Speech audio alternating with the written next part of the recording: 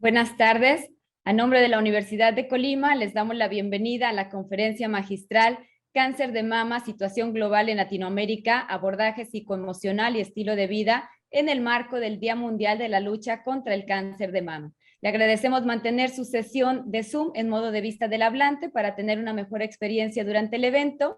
Les pedimos también de la manera más atenta nos apoyen con su cámara encendida, así como su micrófono cerrado para evitar los ruidos de fondo. Una vez que inicie la conferencia, podrán hacer sus preguntas y comentarios a través del chat de la plataforma. Les comentamos también que esta reunión está siendo grabada como evidencia del quehacer institucional. Saludamos a las autoridades que nos acompañan. Le damos la bienvenida al doctor Cristian Jorge Torres Ortiz Cermeño, rector de la Universidad de Colima. Nos acompaña también la licenciada Blanca Liliana Díaz Vázquez, presidenta del Voluntariado Universitario. Le damos la bienvenida, por supuesto, al doctor Juan Enrique Bargalló Rocha, jefe del Departamento de Tumores de Mama del Instituto Nacional de Cancerología, y a la maestra Mónica Ramírez Orozco, psicóloga del Instituto Nacional de Cancerología, ambos conferencistas en esta sesión de hoy. Bienvenidos. Nos acompaña la licenciada Leticia Guadalupe Delgado Carrillo, secretaria de Salud y Bienestar Social del Gobierno del Estado de Colima, el licenciado Joel Nino Jr., secretario general de la universidad, la doctora Marta Alicia Magaña Echeverría, coordinadora general de docencia, la doctora Susana Aurelia Preciado Jiménez, directora general de Educación Superior, y también el ingeniero Martín de Jesús Robles de Anda, director general de Educación Media Superior. Agradecemos también la presencia de los delegados de los diferentes campus que conforman la universidad, así como los titulares de los sectores, la Asociación Colimense de Universitarias, el Sindicato Único de Trabajadores de la Universidad, la Federación de Estudiantes Colimenses, la Federación de Egresados y la Asociación de Jubilados y Pensionados de la Universidad de Colima. Gracias también a los funcionarios universitarios, docentes, trabajadores, estudiantes y público en general. Muchas gracias a todas y todos ustedes por su presencia. Vamos a escuchar el mensaje de bienvenida a cargo de la licenciada Blanca Liliana Díaz Vázquez, presidenta del Voluntariado de la Universidad de Colima.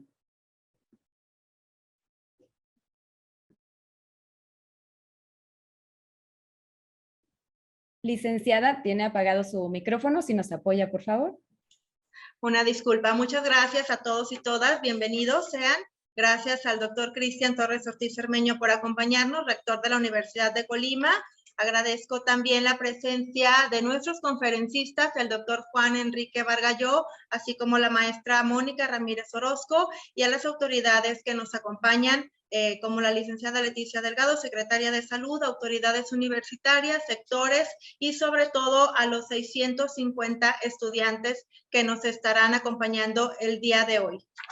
Buenas tardes a todos y todas ustedes. En nombre del voluntariado de la institución, les doy la más cordial bienvenida a este evento que forma parte de la campaña universitaria por el Día Internacional contra el Cáncer de Mama.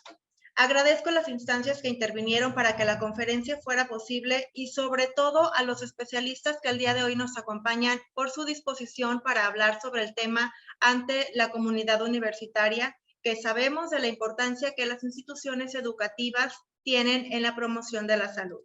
Por ello, como cada año, nos sumamos a la iniciativa de la Organización Mundial de la Salud y numerosos organismos nacionales para crear conciencia sobre la prevención y detección oportuna de este padecimiento, que tan solo en el 2020 registró 2.3 millones de nuevos casos, así como el apoyo requerido por las personas que cursan esta enfermedad. Nuestro objetivo es brindar la mayor información que permita a cada integrante de la comunidad el decidir y el actuar a nivel personal y colectivo para generar estilos de vida saludable. En este sentido, recordemos que en la actualidad los planes de cuidados relativos al cáncer de mama y otros más no se reducen únicamente a la detección de una recaída y al tratamiento de los efectos secundarios producidos por las diversas terapias. Por ello, es muy importante hacer conciencia de la importancia de desarrollar estrategias de seguimiento multidisciplinario que valoren, además de los efectos físicos, las posibles afectaciones psicosociales. Así, con la suma de acciones individuales, familiares y comunitarias, pretendemos contribuir a la implantación de una cultura de autocuidado para una salud integral, que trascienda los espacios universitarios y que contribuyan también a mejorar los factores de bienestar en nuestra sociedad.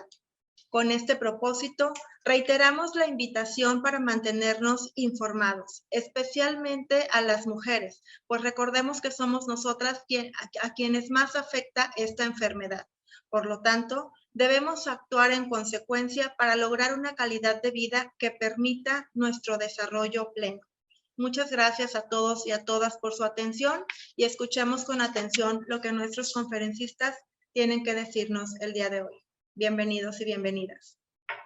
Muchas gracias, licenciada Blanca Díaz, por su mensaje. Continuaremos ahora con la intervención del doctor Cristian Jorge Torres Ortiz Cermeño, rector de nuestra universidad. Muy buenas tardes, tengan todos y todas ustedes. Un placer estar presente en esta conferencia magistral, Cáncer de Mama, Situación Global en Latinoamérica, Abordaje Psicoemocional y Estilo de Vida. Por principio de cuentas, quiero celebrar y felicitar el esfuerzo realizado por diferentes instancias de la Universidad de Colima, especialmente por el voluntariado de la universidad, para hacer posible no solo la campaña. La campaña es muy importante, ha tenido una visibilidad muy clara en la institución, pero también necesitamos información proporcionada por especialistas, y qué mejor que escuchar a los directos responsables del tema para que la comunidad de la Universidad de Colima reciba esa información y seamos agentes replicadores, agentes informadores sobre un tema tan importante. Saludo con mucho gusto a mi esposa, la licenciada Blanca Liliana Díaz Vázquez, presidenta del voluntariado de la Universidad de Colima. Al doctor Enrique Vargalló Rocha, jefe del Departamento de Tumores de Mama del Instituto Nacional de Cancerología, que es uno de nuestros conferencistas. Muchas gracias, doctor, por aceptar esta invitación de la Universidad de Colima. También saludo con mucho gusto a la maestra Mónica Ramírez Orozco, psicóloga del Instituto Nacional de Cancerología, que también es parte del panel de las conferencias que tendremos en esta mañana. Agradezco la compañía de la licenciada Leticia Guadalupe Delgado Carrillo, secretaria de Salud y Bienestar Social del Gobierno del Estado de Colima, del licenciado Joel Nino Jr., secretario general de la Universidad de Colima, de la doctora Marta Alicia Magaño Echeverría, coordinadora general de docencia, de la doctora Susana Aurelia Preciado Jiménez, directora general de Educación Superior, y al ingeniero Martín de Jesús Robles de Anda, director de Educación Media Superior de nuestra institución.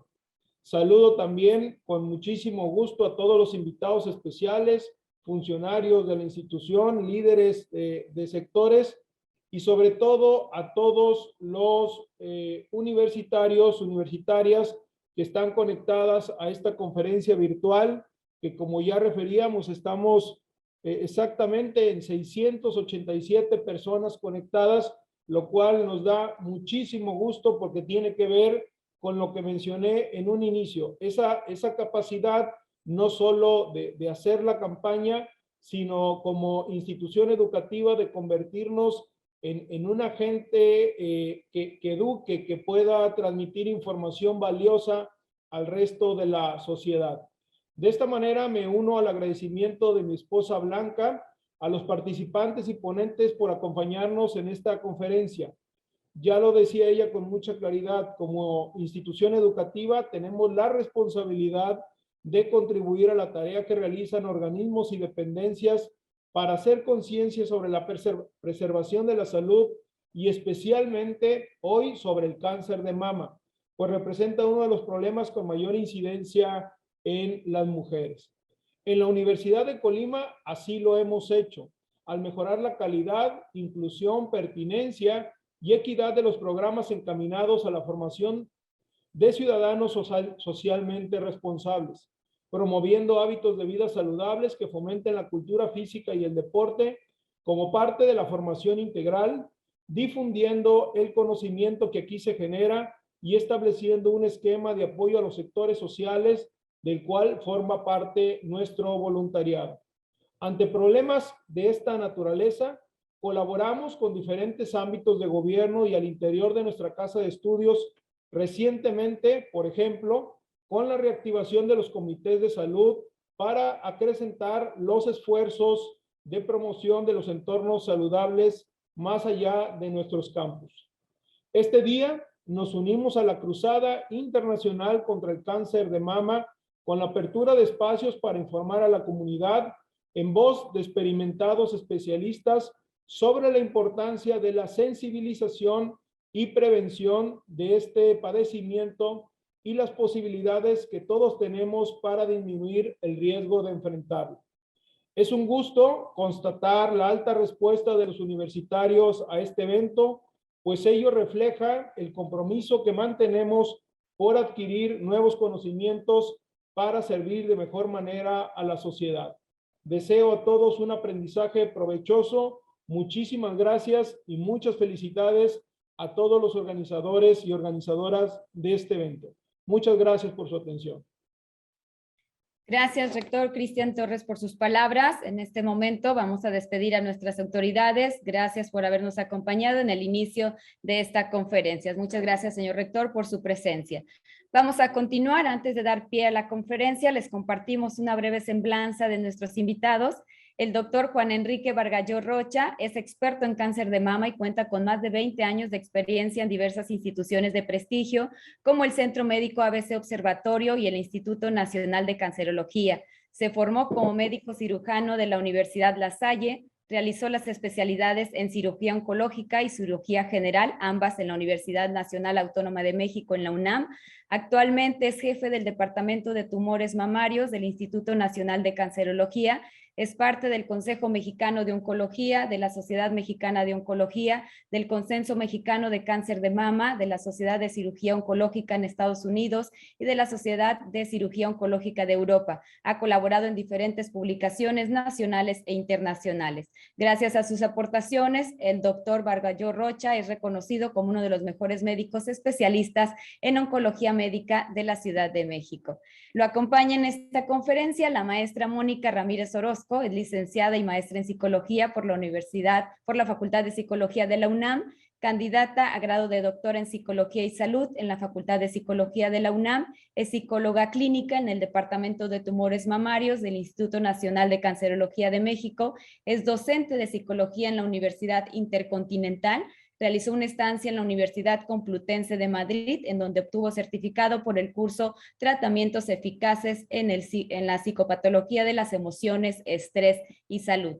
Cuenta con experiencia clínica de 10 años, principalmente con pacientes con enfermedades crónico-degenerativas como diabetes y cáncer de mama. Ha sido ponente en diversos cursos, talleres y congresos nacionales y también internacionales. Sin más preámbulo, le cedemos el uso de la voz al doctor Juan Enrique Bargalló Rocha y a la maestra Mónica Ramírez Orozco. Adelante, bienvenidos.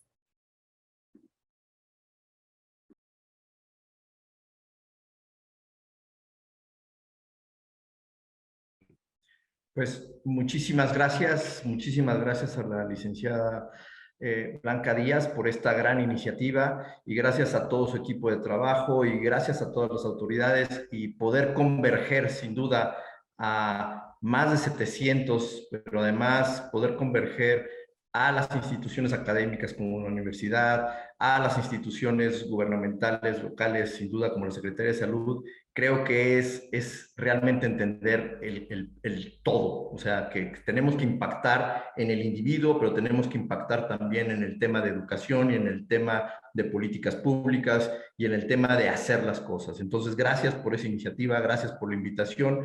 Y la idea de hoy es hablar cuál es la situación actual en Latinoamérica, sin duda enfocados a México, para ver en dónde estamos. No sé por qué no pude pasar la que sigue.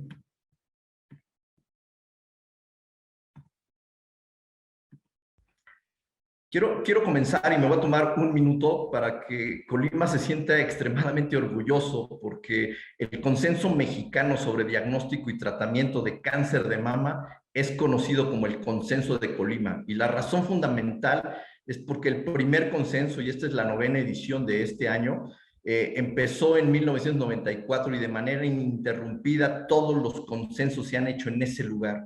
Entonces ahí hay más de 20 profesionales dedicados al diagnóstico, al tratamiento, a la rehabilitación y a las políticas desde el punto de vista académico de plasmar en un documento, y es en Colima. Entonces, siéntanse completamente orgullosos porque nosotros cuando vamos a Colima realmente estamos en el escenario más favorable para decidir estas cosas. Gracias una vez más, Colima. Pongo esta diapositiva porque finalmente es un tema de economía, es un tema de inversión, y me refiero a inversión, la inversión en todos los sentidos que nosotros podamos poner en el entendimiento del cáncer. Inversión en dinero, inversión en tiempo, inversión en esfuerzo, sin duda. Entonces, la inversión viene de todas las fuentes, viene sin duda de las políticas públicas, inversión desde el gobierno, inversión de las instituciones privadas, inversión desde lo que aportemos desde nuestro bolsillo. De alguna forma, independientemente del país en donde estés, entre más inversión pongas en estas decisiones, mayor impacto de éxito a todos los niveles vamos a tener. Esta es una gráfica en donde desde 1990 a la percepción que vamos a poder tener en los siguientes 20 años, se van a mover las posibilidades de muerte en una mujer. Finalmente entendamos que las posibilidades de muerte en una mujer empiezan a ser enfermedades crónico-degenerativas, y hay veces que queremos encontrar los porqués, queremos encontrar por qué me da más cáncer, por qué me dan más infartos, y entendamos que afortunadamente vivimos más años que la generación que mi abuela pudo haber tenido. Sin duda mi abuela vivió muchos años, pero su generación no vivió tantos años. El precio de vivir más y de tener diferentes accesos a un sistema de salud y educación nos permite la longevidad, tener enfermedades crónicas degenerativas que podremos, como van a ir viendo en la plática, modificar de cierta manera para disminuir su impacto en el deterioro de calidad de vida, pero no el que las presentemos. Entonces, entendiendo esto, finalmente podemos entender por qué la gráfica va aumentando en la posibilidad. Y hoy lo que nos interesa entender es que afortunadamente la gráfica de mortalidad en países desarrollados ha ido disminuyendo. En países como el de nosotros o el resto de Latinoamérica, quizá no va en aumento la posibilidad de muerte, se va haciendo una tendencia más plana, y hay algunas acciones que tenemos que redoblar esfuerzos para disminuir esa mortalidad. ¿Por qué? Porque quizás es muy pequeña la gráfica, pero lo que quiero hacer entender, en la gráfica de arriba ven cómo hay algunos países que disminuye su mortalidad, y en algunos otros países como la de abajo, que es Ecuador, y Ecuador es muy parecido a nosotros, pues la tendencia es hacerla un poco más plano, pero todavía va en aumento. ¿Por qué? Porque nosotros tenemos que reflexionar un poco más. Finalmente, entender que la inversión, el gasto, y aquí está Estados Unidos, que la posibilidad de supervivencia por cáncer de mama les cuesta muchísimo dinero. Pero volteamos a ver a un país como este, que es Brasil, que se parece mucho más a nosotros, que tiene una inversión en dinero prácticamente menos de la mitad de lo que tiene Estados Unidos, y tiene una posibilidad de supervivencia casi igual que ellos. Entonces, no nada más es invertir más dinero, sino invertir sabiamente. Y creo que esa es una reflexión que tenemos que tener a todos los niveles, a niveles educativos, a niveles de prevención, a niveles personales, de cómo vamos a invertir sabiamente en nuestro pensamiento. Esta es una gráfica en donde es de dónde viene el gasto en cáncer de mama. Y el gasto viene de diferentes fuentes. Viene acá abajo, desde el gobierno, viene sin duda desde el gasto de bolsillo de cada uno de nosotros, porque no todo está desafortunadamente cubierto, y de algunas otras fuentes. Entonces, cuando vemos que el gasto finalmente o la inversión en nuestra salud viene de todas las formas, tengamos que ver que tenemos todos que ser conscientes que el impacto viene de una manera mucho más global. Viene desde el paciente, desde el sistema de salud, desde la toma de decisiones individuales y colectivas que tengamos, pero viene también y nos ayuda muy bien desde la investigación. Y sin duda, una de las fuentes más importantes de investigación, sin duda, son las universidades. Sin duda, de ahí surgen las mentes en donde vamos a cambiar la historia, en entender que mientras no tengamos información, no vamos a tener una gran brújula para tomar nuestras decisiones. Entonces, hoy cuando empecemos a hablar de precisión en la medicina, tenemos que hablar de todos estos elementos. Me regreso, sin duda, a una de las partes importantes, porque entender que el problema de cáncer de mama es un problema de salud pública, pero sí es prevenible, sí es modificable y sí podemos hacer algún cambio. Entender que va en nosotros entender cuáles son los factores de riesgo que nosotros nos estamos enfrentando, cuáles son modificables y cuáles son no modificables, y cómo podemos sumar y disminuir esos factores de riesgo para pasar a un proceso de detección oportuna, un proceso de detección oportuna que va dirigido hacia la población general y quizá relativamente modificada para una población de riesgo, y llegar a lo que nosotros queremos, que es una detección oportuna que va a tener un impacto directo en el cáncer de mama.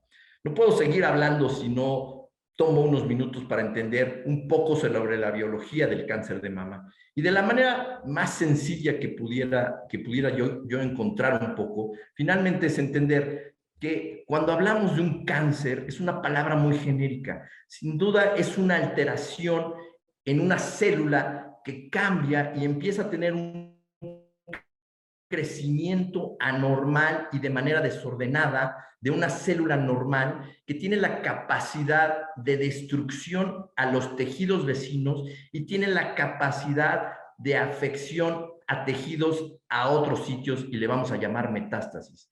Pero tiene una característica biológica todavía más importante que entender, tiene la capacidad de la inmortalidad de la célula. La célula de cáncer se reinventa constantemente y eso es lo que permite que una vez que tenemos cáncer, finalmente tenemos que voltear a ver que hay muchos factores externos e internos en la célula que provocaron esa transformación, y el tratamiento finalmente es un tratamiento crónico que permanecerá un control de la enfermedad, como algunas otras enfermedades crónicas degenerativas, como pueden ser la diabetes, la hipertensión, los infartos. Entonces, cáncer de mama finalmente va a ser un grupo muy heterogéneo de enfermedades con diferentes características biológicas, porque cada cáncer, cada célula tiene un comportamiento diferente y hay que darle a cada quien cada una de esas características.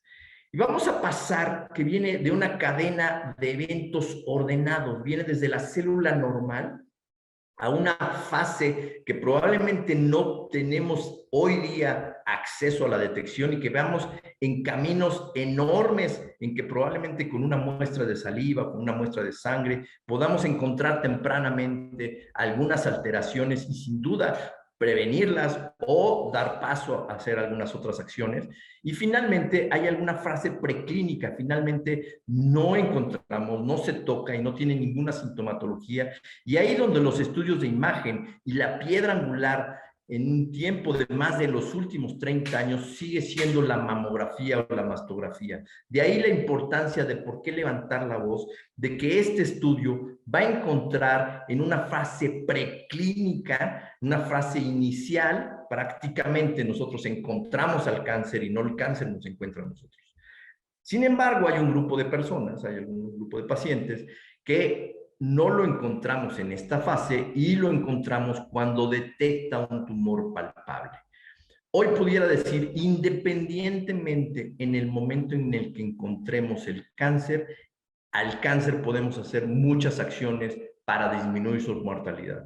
Pero entre menos células, entre más pequeño, entre más encontremos nosotros a edades más tempranas, si lo puedo poner en esa palabra, al cáncer, vamos a tener mucho más posibilidades de éxito y los tratamientos van a ser mucho menos, con diferente impacto a nivel todo, a nivel toxicidad financiera, a nivel repercusión, a nivel todo. Entonces, pasa prácticamente 5 a 10 años a que pase todo eso. Entonces, tenemos que entender que sí podemos tomar conciencia en todas estas acciones. La Organización Mundial de la Salud define, cuando hablamos de prevención y hablamos de prevención primaria, todas esas medidas o disposiciones que podemos hacer de manera anticipada para evitar que algo suceda. En este caso, que podamos tener estas alteraciones genéticas y genómicas que pudieran transformar esto. Si lo pongo en una sola palabra, y la maestra finalmente lo va a mencionar mucho más, en cambios en nuestro estilo de vida. Finalmente, no podemos tener, porque finalmente no todo lo podemos evitar, y detectarlo temprano es lo que cambia. Entonces, toda la parte de una mujer asintomática que no tiene ninguna lesión, ninguna alteración, es en donde queremos hacer estos estudios de detección oportuna, en donde la piedra angular, sin duda, es la mastografía. Los factores de riesgo, los dos factores de riesgo más importantes, innegablemente, son el género y la edad. Pero estos son los siguientes. Sin duda, una pregunta muy frecuente es ¿por qué me dio cáncer? Y realmente hay múltiples factores, tanto internos como externos, que hacen esta transformación de esta célula normal. Pero hay algunas acciones, hay algunas situaciones que aumentan esa posibilidad de riesgo. Sin duda es la edad, es ir creciendo en edad, pero todos estos son no modificables. Y al ser no modificables, finalmente hay que entender en qué momento de riesgo estoy. Y este es un ejemplo. Sin duda, hoy día, la posibilidad de tener cáncer de mama a edades muy tempranas en nuestro país y en Latinoamérica es muy frecuente. Pero la posibilidad de que este evento se dé es mucho menor. El riesgo a 5 años para tener cáncer de mama a los 40 años es de 0.4 y poco a poco va aumentando y realmente da un salto a partir de los 60, 70 años. El tema es que en Latinoamérica y México no es la excepción, tenemos una pirámide poblacional de personas muy jóvenes. Entonces, la posibilidad de tenerlo finalmente cae en un tema de población. Pero conforme vamos teniendo más posibilidades de supervivencia, más posibilidades tenemos de tener cáncer de mama. Los siguientes son factores desde el punto de vista impacto de las hormonas. Entre más temprano tenemos una exposición a hormonas, inicio de del sangrado menstrual a edad temprana o terminar tardíamente o bioquímicamente dar terapia hormonal de reemplazo para continuar con un estímulo hormonal, aumenta considerablemente el riesgo. Quizá en qué momento esa mujer va a terminar su ciclo menstrual no es modificable, pero la posibilidad de tomar o no tomar y cuánto tiempo tomar terapia hormonal de reemplazo, eso sí es modificable. Entonces, los factores modificables son todas esas acciones que pueden cambiar en medida de lo posible, la posibilidad de que nosotros estemos expuestos a una posibilidad más de que nos dé cáncer de mama. Y sin duda es la ingesta o no de alcohol, fumar o no fumar, tener sobrepeso o no tener sobrepeso, hacer ejercicio o no hacer ejercicio, sin duda la exposición a radiaciones y sin duda incluso el trabajar de noche. Entonces, todos estos son modificables y la actividad física sin duda tiene un efecto protector, así prácticamente igual que el lactar o no lactar. No estoy en contra ni a favor, sin duda estoy a favor de la lactancia materna, pero hoy día aquella mujer que no tuvo la oportunidad o no quiso tener, o la razón que sea, no hubo un embarazo y no hubo lactancia, la posibilidad de tener una disminución de riesgo también puede ser con actividad física. Los números. Finalmente, la primera causa de cáncer en mujeres, sin duda, es la posibilidad de primera causa de cáncer en mujeres en todas las regiones del mundo. Prácticamente 1 de cada 4 mujeres que tengan cáncer va a ser por cáncer de mama. Y prácticamente en Latinoamérica y en México es 1 de cada 3. Entonces, la posibilidad de muerte que puede tener esta mujer por cáncer de mama representa el 17% en México y el 16% en Latinoamérica, un punto más quizá en el mundo. Entonces, ¿por qué? ¿Por qué pasa esto? Porque lo detectamos en momentos mucho más avanzados. Cuando vemos Estados Unidos y Europa, las posibilidades de encontrar etapas tempranas les permiten la posibilidad de éxito, y éxito me refiero a mortalidad disminuida, mucho más posible que lo que podamos tener tanto en México como en el resto de Latinoamérica. Entonces, el riesgo de morir por cáncer de mama en Latinoamérica prácticamente es el doble a lo que encontramos en Estados Unidos. Y no discutamos ahorita en un inicio de si es por acceso a medicamentos o no acceso a medicamentos. El primer impacto que tiene que ver, sin duda, es por la etapa en la que la encontramos. Entre más acciones hagamos en disminuir la etapa clínica, nuestra mortalidad va a ir en descenso y no como la curva que estamos viendo, que finalmente va en un ligero ascenso.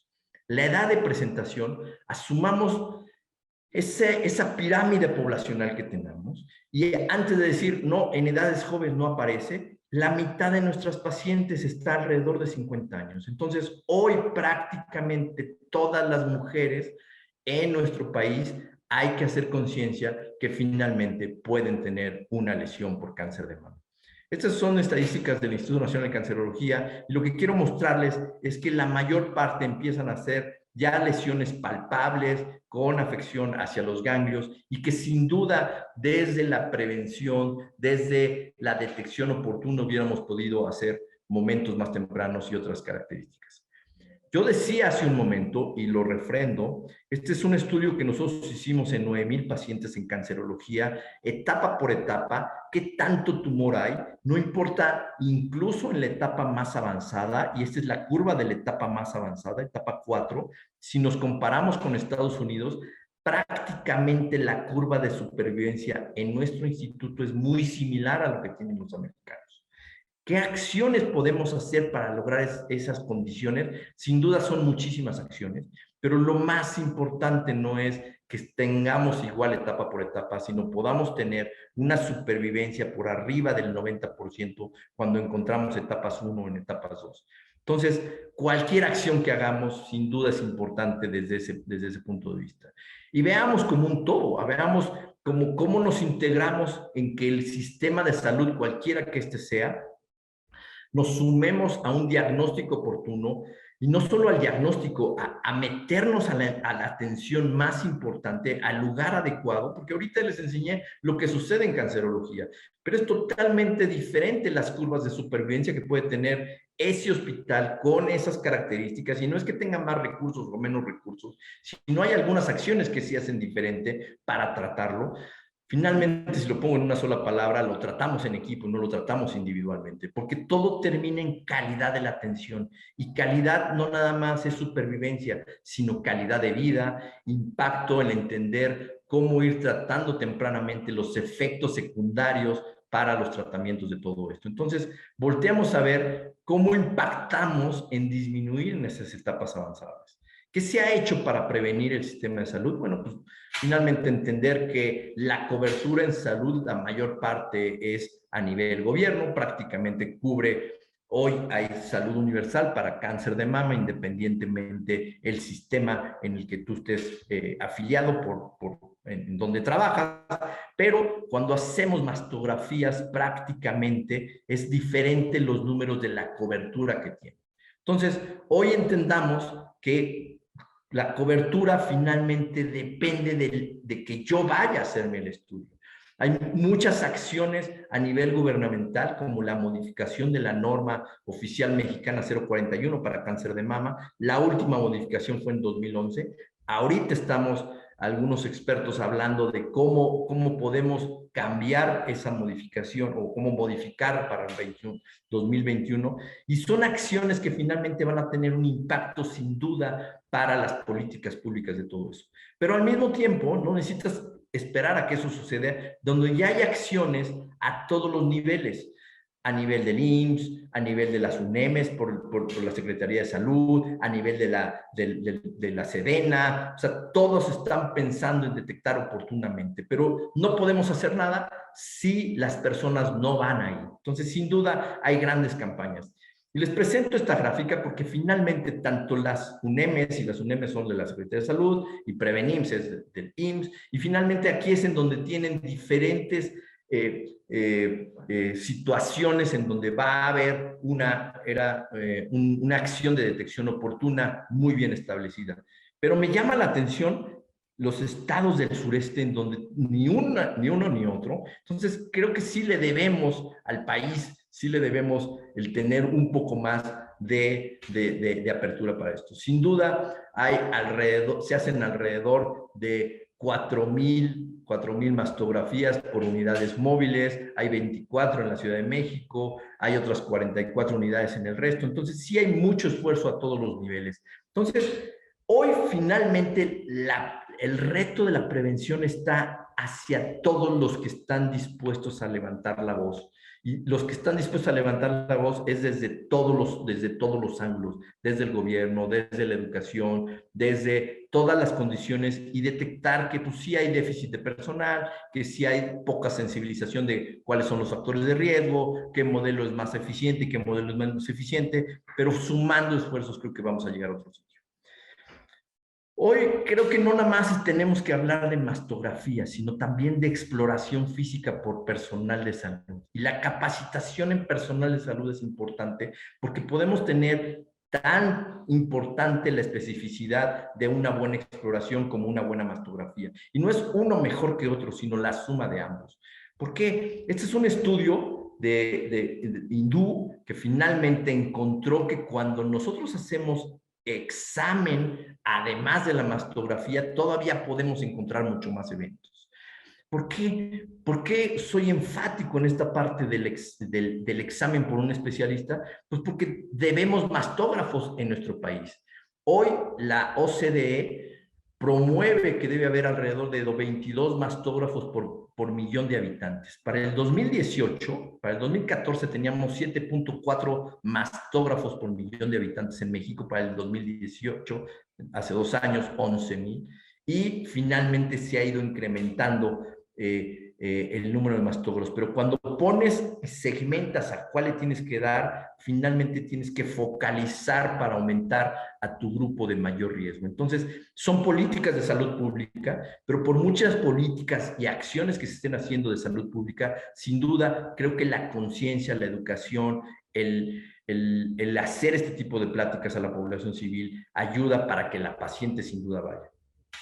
Entonces, la importancia de la mastografía es porque sí disminuye la mortalidad por cáncer de mama, incrementa el tiempo de vida de esas pacientes y mejora no solo su supervivencia global, sino la calidad de vida. Sin duda va a haber muchas razones de por qué no. Los falsos positivos, como el sobrediagnóstico, los falsos negativos, porque hay algunos que no se detectan, pero todo esto se debe al entendimiento de un comportamiento biológico extremo. Entonces, hoy creo que no nos debemos de estacionar de falta cobertura, de no está para todas, no tenemos todas. Creo que tenemos que ir avanzando poco a poco en aumentar el número de mastografías, y aumentar el número de mastografías es tomar de la mano, sin duda, a las mujeres más cercanas que tengamos y decir, oye, yo te acompaño, oye, vamos, oye, sin duda vale la pena, oye, queremos estar bien. Entonces, hoy hay barreras culturales y educativas que tienen que ver con la falta de conocimiento sobre el diagnóstico, sobre el miedo al diagnóstico, sobre no entender cuál es el riesgo que tengo para tener cáncer de mama, y sin duda otra barrera en términos de cobertura y de condiciones económicas. Pero pasemos a eso, o sea, demos ese salto. Promotores para la prevención, sin duda hay muchísimos promotores a nivel federal, promociones a nivel de diferentes instancias de gobierno, promotores locales sin duda hay, tanto gubernamentales como privados, como públicos, como organizaciones no gubernamentales, que sin duda hacen un gran labor en términos de la prevención. Entonces, es la suma de todos, es la suma tanto federal como local, como individual.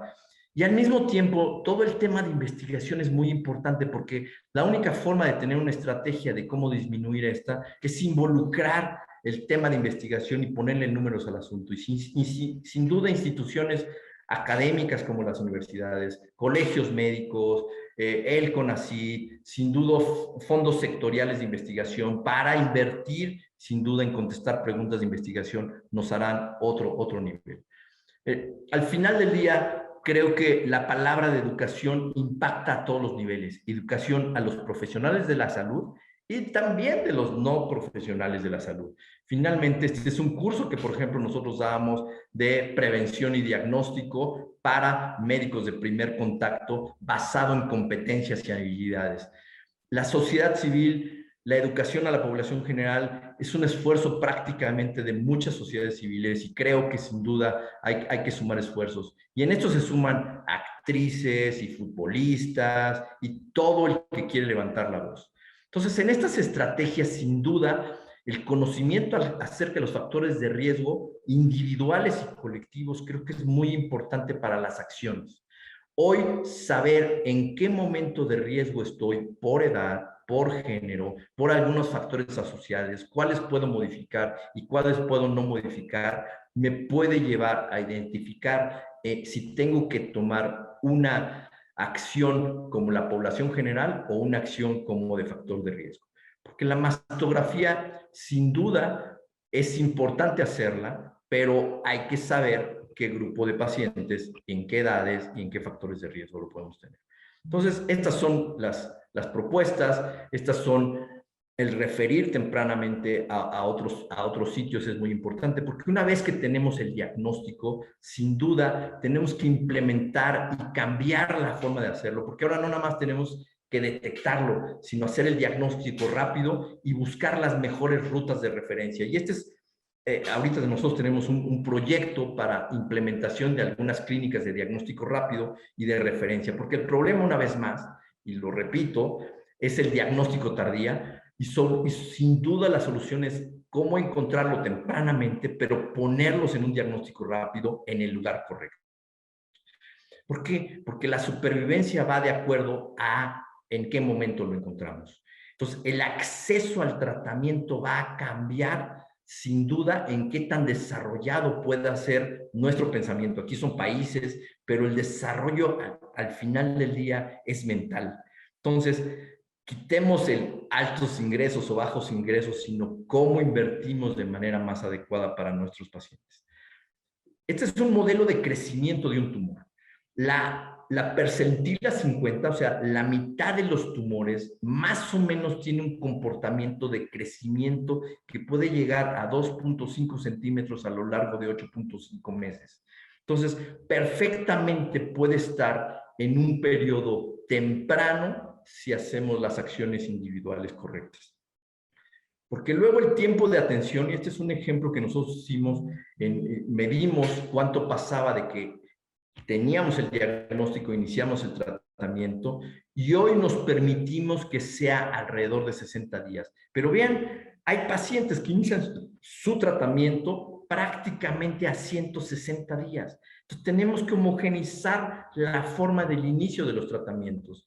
Hoy por hoy, esta es una propuesta de la Organización Mundial de la Salud, de un Breast Health Global Initiative, en donde las intervenciones a 3 niveles diferentes, la intervención del paciente, la intervención de la fase de diagnóstico y la intervención del tratamiento deben estar completamente engranadas para tener sin duda el mejor impacto.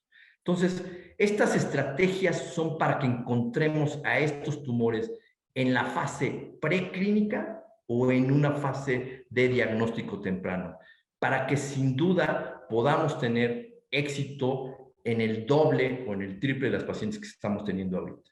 Y finalmente, estimar que las muertes pueden ser prevenibles, como logró Brasil justamente en 2012, cuando aumentaron sus coberturas, pero no nada más en la cobertura, sino el acceso de tratamiento, sobre todo con calidad. Entonces, el segundo escenario es cuando no lo podemos encontrar en una fase preclínica, bajar el tamaño del tumor va a impactar sin duda. Hoy la Organización Mundial de la Salud, y con esto prácticamente voy terminando, habla sin duda de promoción y de educación. Primero dirigido a la población general en la búsqueda intencionada de la detección oportuna y hacerse caso en esos síntomas que van apareciendo. Y también en promoción y educación a todos los prestadores de servicios de los diferentes niveles de atención. Hoy el diagnóstico oportuno debe ser por el sistema de manera más rápida, eficiente y buscar una referencia organizada, porque el acceso a un equipo multidisciplinario le da la posibilidad de supervivencia como las que vimos en unas gráficas previamente.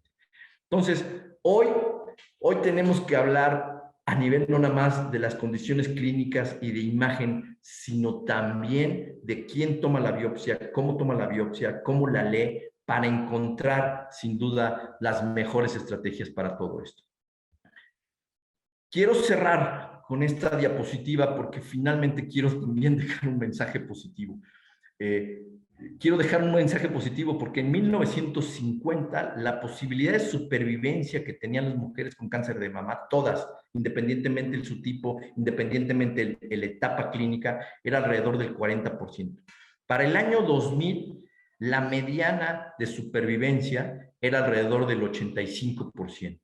Sin duda, se ha avanzado muchísimo, pero vamos a tener mucho más impacto en aquellas pacientes que el tumor esté localizado y que tengan biologías mucho más favorables, pero sobre todo que tengan acceso al tratamiento más adecuado en estos escenarios. Porque la célula de cáncer es más complicada de la sola palabra. Hoy finalmente tenemos que entender que cada una de estas vías de señalización es un área de oportunidad. Entonces, las decisiones efectivas y coordinadas en un equipo de trabajo, independientemente en qué fase estemos, en la prevención y promoción de la salud, como estamos hablando ahorita, en la educación, en el diagnóstico temprano, en el tratamiento, en la rehabilitación, en la recuperación. Finalmente, la pandemia nos enseñó a ser efectivos en un trabajo en equipo y, sin duda, a hacer un triage y a salvar recursos y a saber en dónde debemos de tomar nuestras mejores acciones. El futuro, sin duda, podemos hablar de genómica y de radiómica y de todo eso. El futuro está a 3 minutos de llegar, pero creo que el pensamiento es el que tenemos que estar preparados para ver cuándo llegue. Muchísimas, muchísimas gracias.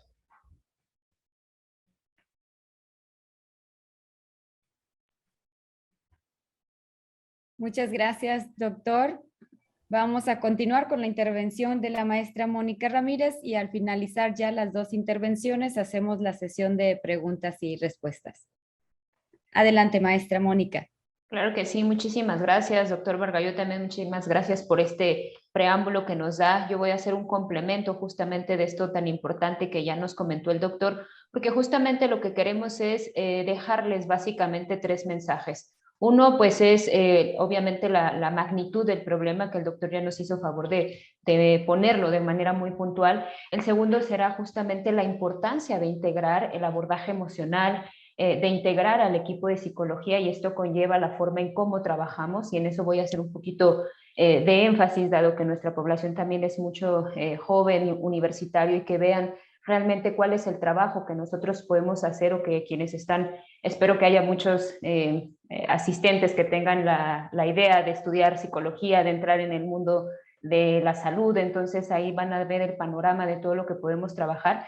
Y el tercer mensaje sería evidentemente la importancia del estilo de vida, de modificar algunas acciones para prevenir o para atender de manera oportuna problemas tan graves como son lo que hablamos de cáncer, y específicamente cáncer de mama en el día de hoy.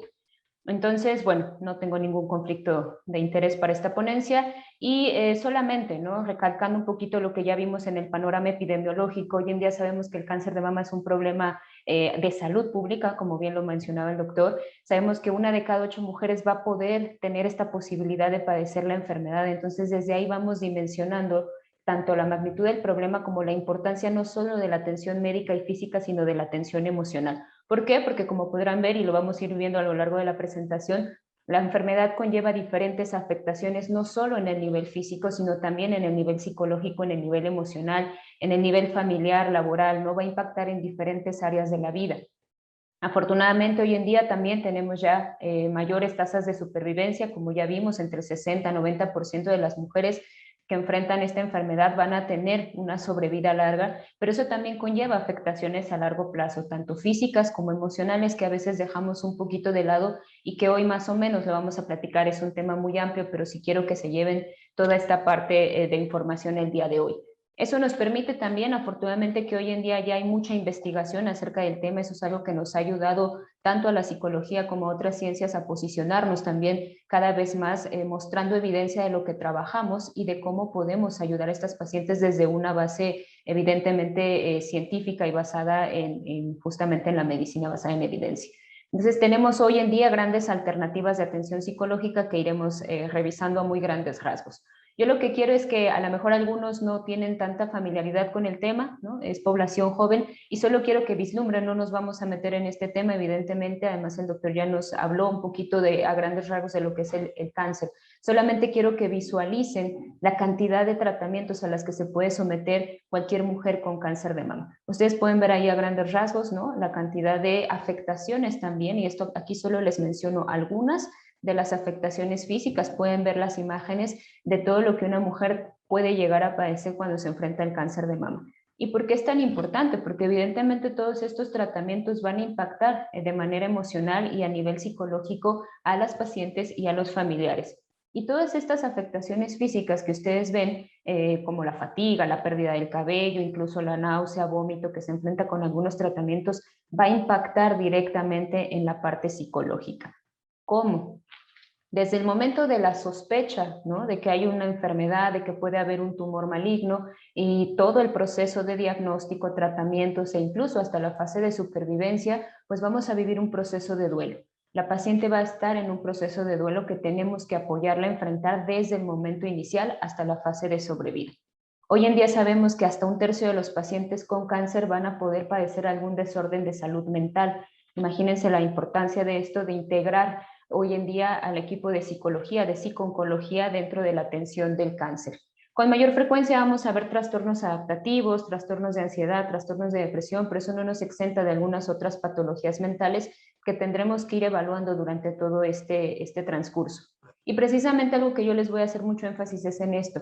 La parte de la enfermedad es un continuo, ¿no? Entonces, como tal, lo tenemos que ver así y lo tenemos que atender en diferentes momentos. Incluso, como les decía, vamos a hacer énfasis en la parte de prevención, que es lo más importante también hoy en día, la parte del diagnóstico, tratamiento y a lo largo de la sobrevida. Entonces, todo esto es un proceso de enfermedad, no es solo un momento, es toda una trayectoria. Y precisamente lo que hemos visto también a nivel de investigación y que es bien importante, además de llevar un panorama general de atención psicológica, tenemos que individualizar. No todas las pacientes van a ser iguales y no todas van a reaccionar de la misma manera. Tenemos detectadas, esto es a nivel investigación internacional, 4 formas como la paciente va a luchar o va a enfrentar la enfermedad. Aquí les pongo los nombres técnicos, se los explico. Una de las trayectorias que llamamos o consideramos como trayectoria crónica son aquellas pacientes que desde el inicio van a tener síntomas psicológicos elevados, altos niveles de ansiedad, altos niveles de depresión y se van a mantener altos durante todo este continuo que ustedes están viendo hasta la fase de supervivencia. Esas pacientes necesitarán mayor atención porque evidentemente tenemos que ayudarlas a regular estas afectaciones. Hay otra forma de enfrentarlo, otro proceso que se llama o lo denominan como una trayectoria alargada. Esto quiere decir aquellas pacientes que al principio parecen afrontar la situación de manera positiva, sin mayores síntomas, y más o menos a la mitad del proceso, donde están en los tratamientos o incluso ya casi llegando a la fase de supervivencia, empiezan a generar algunos síntomas psicológicos que pueden llegar a ser graves. Entonces ellas van como una parte demorada. A ellas hay que vigilarlas, pero no las podemos perder de vista.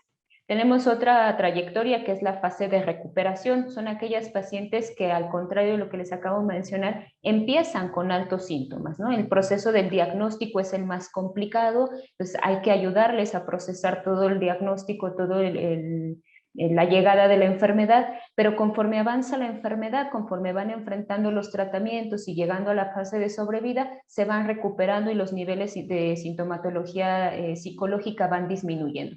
A ellas podemos dejarles un poquito ya con este apoyo solamente social, solamente irlas vigilando y la mayor atención va a ser al inicio. Y aquellas que denominamos en trayectoria de resiliencia son aquellas, tenemos varios pacientes también, que enfrentan la enfermedad más o menos estable desde el principio hasta el final, sin mayores síntomas psicológicos, se vigilan, se les dan asesoría, se les da psicoeducación, pero no requieren de una intervención más profunda porque sobrellevan más o menos todo el proceso de la enfermedad. ¿De qué depende esto? De las características de cada persona, del ambiente sociocultural en el que se desenvuelven y de muchos otros factores. Por eso les decía yo que no podemos en cierta medida generalizar tanto. Tenemos que considerar a cada paciente desde su propio contexto para poder entender y apoyarla desde el ámbito psicológico.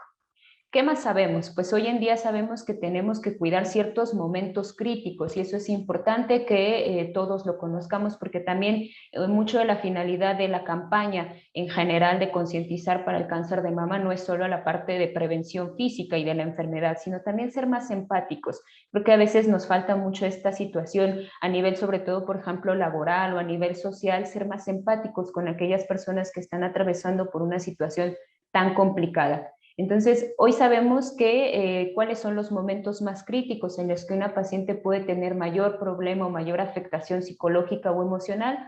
Meramente el diagnóstico, esto lo podemos imaginar. Yo les invito a que por un momento, si alguien no ha vivido de cerca esta situación, se imagine solo por unos segundos que le hacen un diagnóstico de esta naturaleza. Tan solo de imaginarlo, la mayoría de nosotros la pasa mal, ¿no? O se imagina un escenario bastante catastrófico en muchas ocasiones. Entonces, imagínense la realidad de las personas que están enfrentando un diagnóstico. Sabemos que ese va a ser un momento crítico para la atención psicológica. Otro de los momentos que hemos visto es el momento prequirúrgico, cuando van a ser sometidos a alguna cirugía, obviamente para el tratamiento de la enfermedad, o incluso en cirugías reconstructivas o cirugías posteriores a la enfermedad, llega a haber cuadros de ansiedad bastante críticos que tenemos que voltear a ver. Otro momento importante, la primera quimioterapia, ¿no? Por más información que nosotros brindemos, por más, ese es el objetivo, prepararlas para ese momento, pero siempre va a ser un momento de muchísima ansiedad a comparación del resto de los eventos de quimioterapia o el resto de los tratamientos que van atravesando.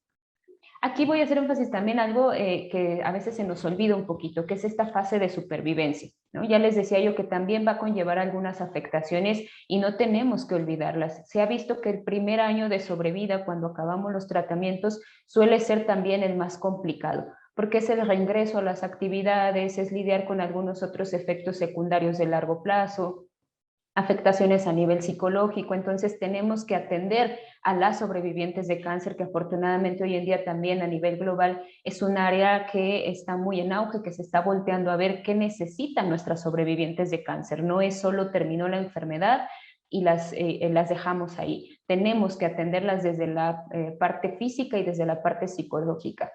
Y evidentemente si hay una recurrencia de la enfermedad va a ser un momento bastante complicado que tenemos que enfocar muchas estrategias de afrontamiento nuevamente a la enfermedad cuando llega a haber otro nuevo diagnóstico. Y la etapa terminal, en esos casos también tenemos que abordarlo de una manera diferente. Un poquito más adelante les voy a explicar un poquito de eso de qué hacemos.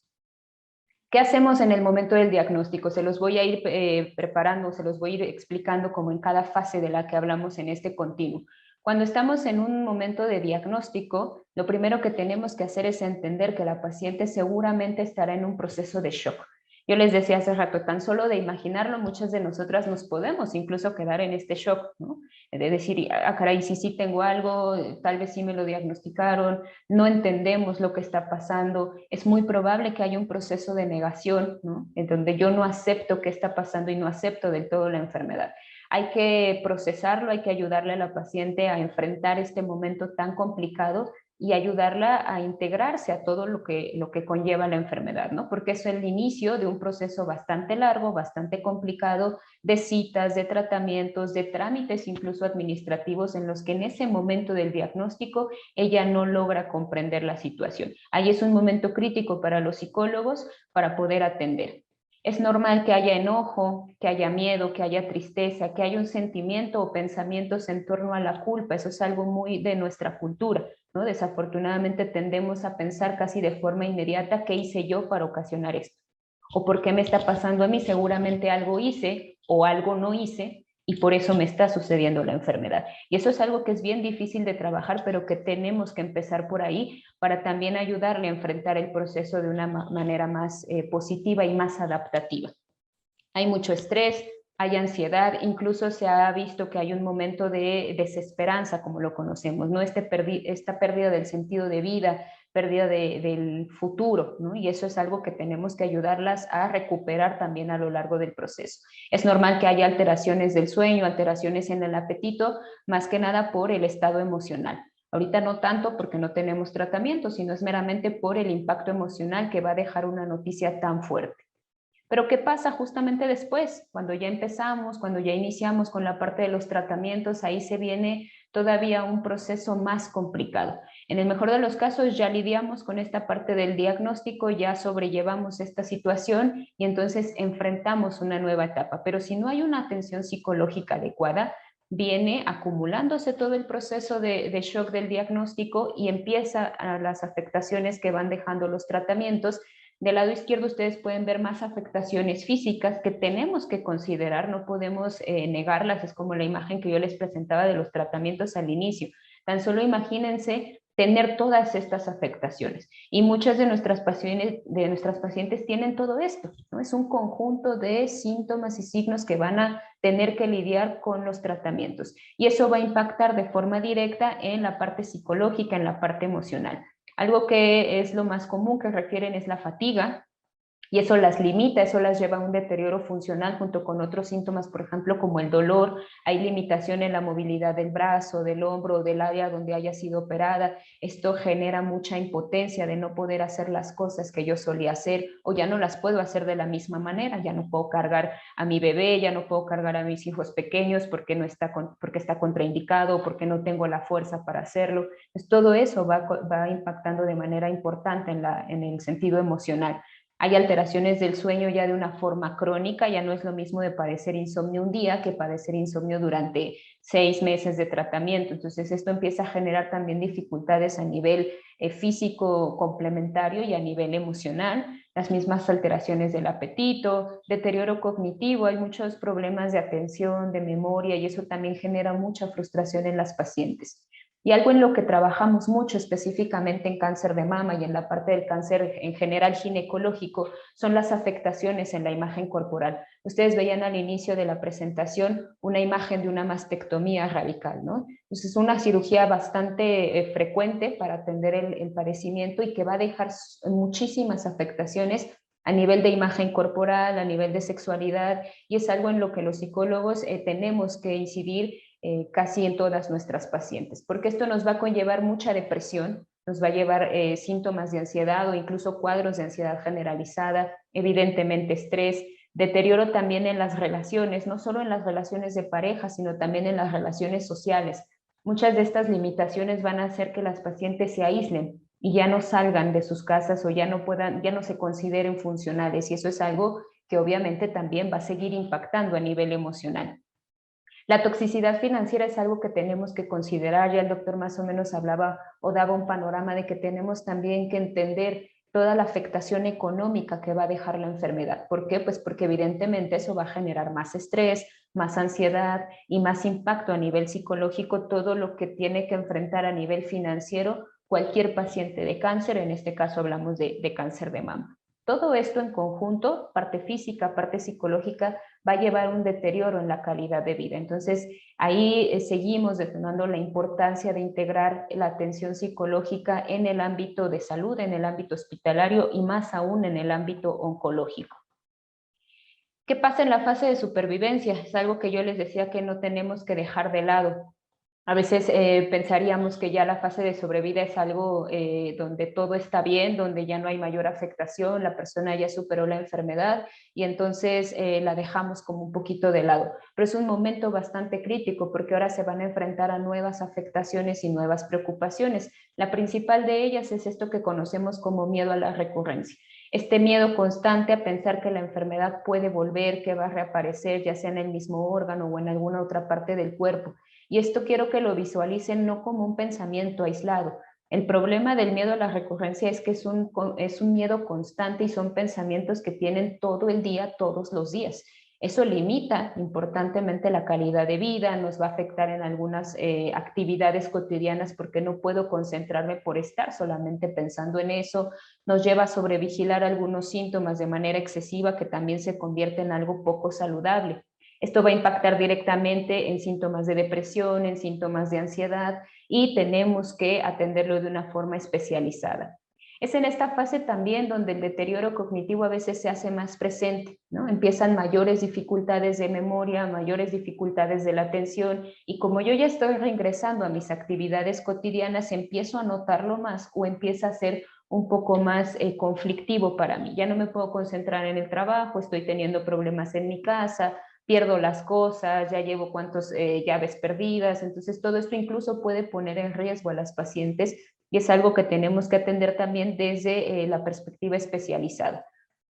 Los problemas en la sexualidad, como ya lo hablamos, es algo que ahorita también en la fase de sobrevida se empieza a exacerbar, porque es cuando empiezan a intentar reincorporarse a su vida cotidiana de sexualidad, de pareja, y entonces empieza a haber limitaciones en ambos sentidos, desde la parte física como la parte obviamente emocional. La paciente no se siente bien y no tiene una buena imagen corporal que le permita este reencuentro con su sexualidad. Esto va a conllevar mucho malestar emocional, dificultades, como ya veíamos, para reintegrarse a sus actividades de la vida diaria, e incluso pues problemas con la pareja.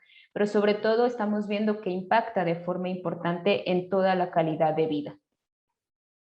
¿Qué tenemos que hacer entonces? Énfasis, insisto nuevamente, en la atención psicológica en el ámbito oncológico, pero también en una modificación del estilo de vida, ¿no? Que es parte del mensaje que queríamos dejarles también el día de hoy. Porque nuestra atención como psicólogos, nuestras intervenciones van muy dirigido a esto también. Desde la perspectiva de prevención como desde la perspectiva de atención del problema, tenemos que atender los estilos de vida.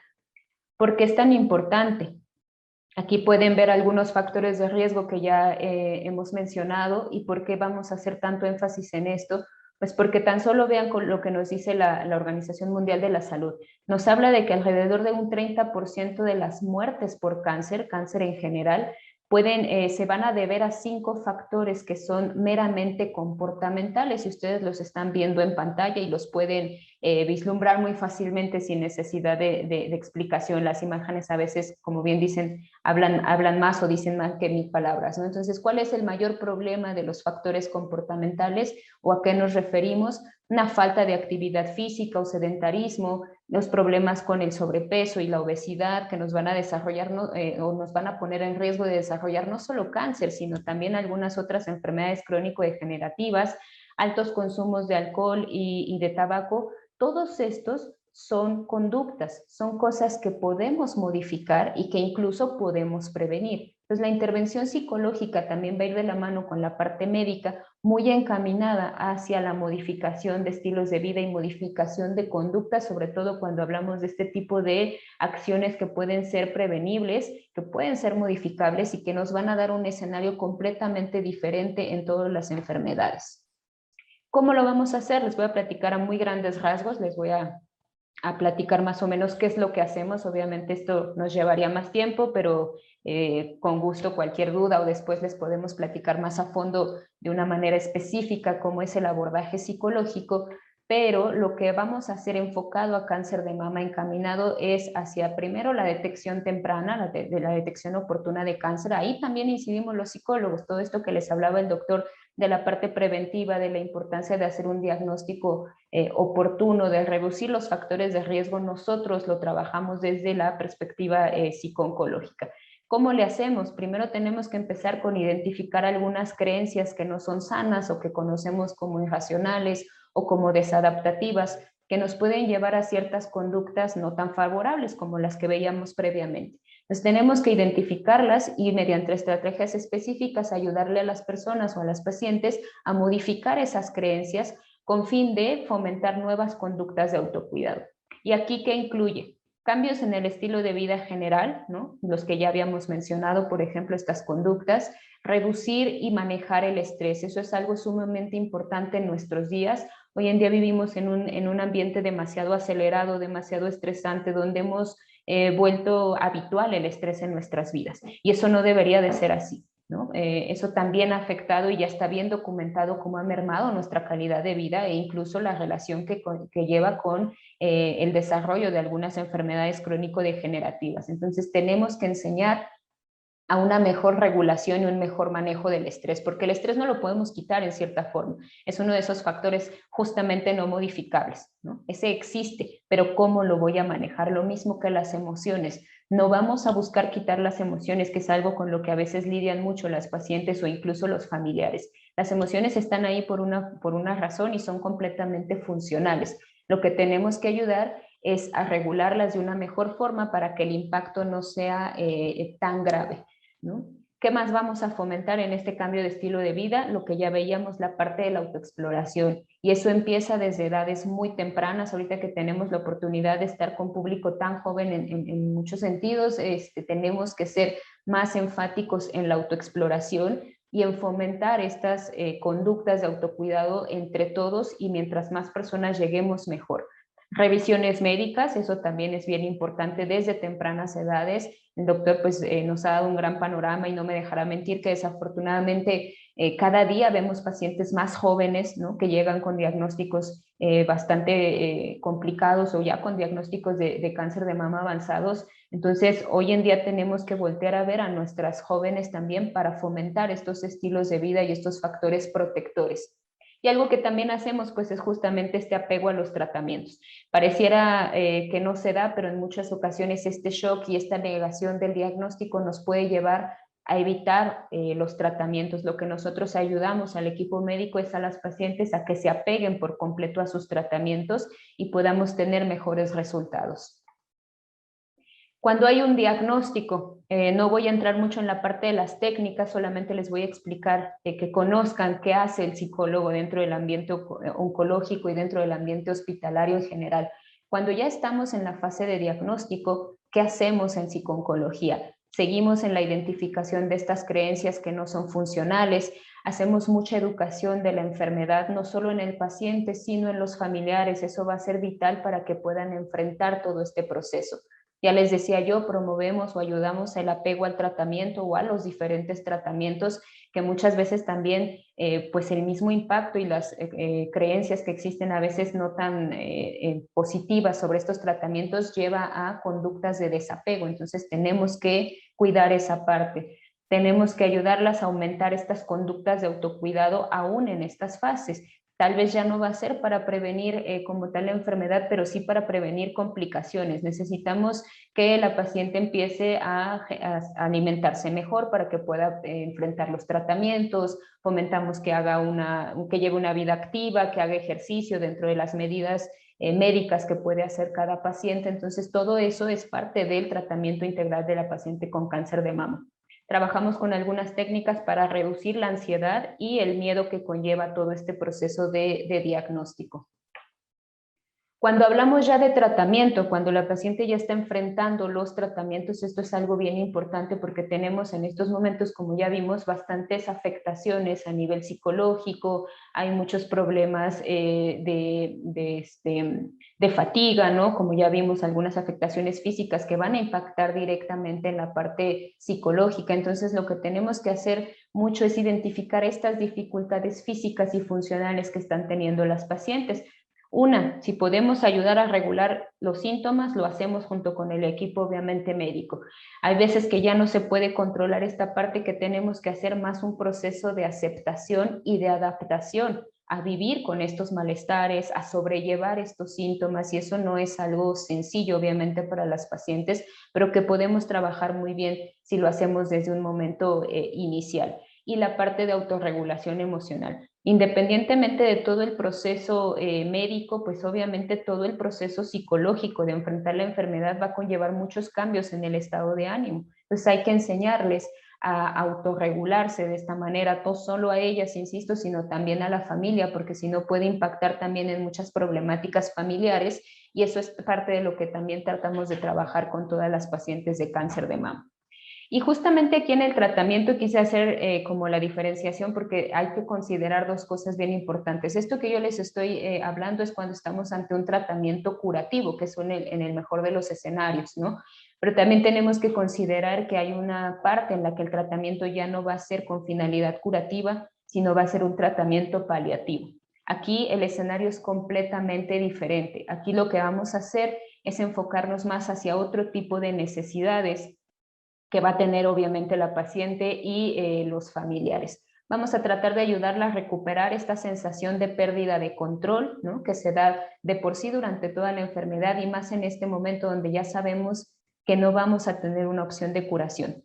Vamos a tratar de ayudarlas a enfrentar todo este proceso de una manera más adaptativa, ¿no? También mediante la modificación de creencias, mediante el control de síntomas. Aquí obviamente el equipo médico es quien va a dirigir toda la parte del tratamiento, ¿no? Porque de ellos va a depender mucho o prácticamente toda la parte del control de síntomas y nosotros hacemos un refuerzo en esta situación. E identificar obviamente no solo las necesidades físicas, sino también las preocupaciones psicosociales y espirituales para ayudarlas a sobrellevar esta etapa ya de paliación. Y algo que también hacemos mucho énfasis es en la sobrecarga de los cuidadores o en el trabajo con los familiares. Es normal que cualquier persona se desgaste, ¿no?, ante el cuidado de un paciente con cáncer en general o de estar sobrellevando la enfermedad junto con mi familiar. Entonces también la atención psicológica es vital no solo para las pacientes, sino también para sus familiares, y eso es algo que tratamos de hacer desde la psico-oncología también, ¿no? Y finalmente, pues en la etapa de supervivencia, ¿no? Este buen escenario donde tenemos afortunadamente cada vez más pacientes que entran en esta etapa de vigilancia, en esta etapa de sobrevida. Aquí el escenario pues es positivo en algunos sentidos, pero en cuestión de síntomas no lo es tanto también. Hay muchas cosas con las que como ya vimos a grandes rasgos, las pacientes tienen que lidiar en esta fase de supervivencia. Entonces las vamos a tratar de ayudar también con esta parte del control de síntomas, de reducir la ansiedad, esta ansiedad que va sobre todo más encaminada hacia la parte del miedo a la recurrencia que ya platicamos, ¿no? Entonces esto conlleva un tipo de terapia diferente, ¿no?, donde tenemos que hacer mucho énfasis en controlar estos pensamientos y en enfrentar esta sobrevida de una manera más adaptativa. Tratamos de apoyarlas en que se reintegren a sus actividades cotidianas, laborales, sociales, personales, ¿no?, incluso de pareja, donde empieza, como ya vimos, a haber muchos problemáticas en esta fase de sobrevida. Entonces va a ser clave el apoyo psicológico para la reintegración a sus actividades. Y seguimos promoviendo las conductas de autocuidado.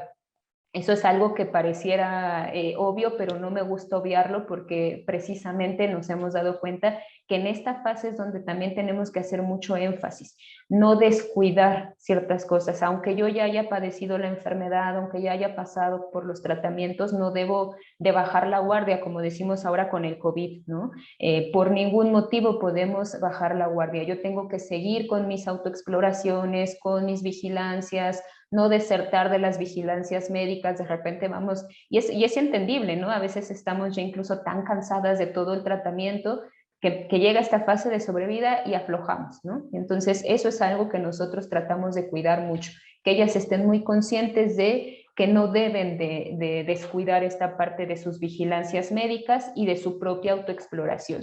Y obviamente con los cambios en el estilo de vida, aquí sería el trabajo más que nada de mantener los estilos de vida saludables que ya adoptamos en el mejor de los casos desde la fase de los tratamientos. Entonces, afortunadamente tenemos muchos programas que nos ayudan a llevar esto de forma integral. Es una paciente que ya la integramos a hacer ejercicio, que ya lleva una dieta saludable, que ya está cuidando también su salud mental. El objetivo va a ser mantenerlo y que ahora eso lo lleve a casa y lo lleve y lo comparta con todo su entorno social para poder hacer estos cambios a nivel global. Y eso lo hacemos mucho también con trabajos de educación, precisamente como la iniciativa que ustedes están teniendo ahorita de llevar esta parte educativa a mientras más personas podamos, va a ser mejor esta parte de dar la información de una manera oportuna, de una manera eficaz, para que podamos concientizar acerca de la importancia de toda esta situación.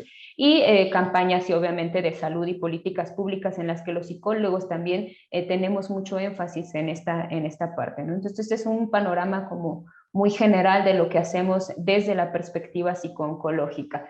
Insisto, bueno, el tema da para más, ¿no? Y lo que hago yo es tratar de resumírselos de una manera muy concreta, ¿no? ¿Y cómo lo hacemos? Yo les quiero dejar nada más esta parte que es sumamente importante desde la psicología, que sepamos también que no es psicología general, hay psicología especializada también. Y todo lo que yo les presenté, estos recuadritos que ustedes fueron viendo de lo que hacemos en terapia, en este caso está basada en terapia cognitivo-conductual, que es la terapia que ha mostrado mayor efectividad, mayor eficacia en el tratamiento de padecimientos de la salud, de enfermedades crónico-degenerativas y en el ambiente oncológico. Entonces, eso es bien importante, que eduquemos a toda la población y a las mismas pacientes, que sepan que cuando necesiten acudir con un psicólogo, sea un psicólogo especializado. Hay la especialización en psico-oncología, en psicología de la salud, y eso va a conllevar una mejor, obviamente, atención, basada todo en evidencias, en estrategias que ya han sido probadas, y es evidencia científica, donde utilizamos algunas técnicas aquí que les presento, como la reestructuración cognitiva, que es esta parte en que nosotros ayudamos a hacer este cambio de pensamientos. Es algo que a veces cuando lo platicamos suena como muy fácil, uno se imaginaría, pues claro, vamos a cambiar un pensamiento. Y yo los invito de repente a que tratemos de cambiar algunas ideas o creencias que tenemos muy arraigadas, y no es tan fácil como vamos a poderlo notar. Entonces el trabajo es bastante arduo en esta parte de cambiar ciertas ideas, de cambiar pensamientos, con el fin de cambiar ciertas conductas. Para que yo pueda cambiar mi conducta, tengo que cambiar cómo percibo la situación.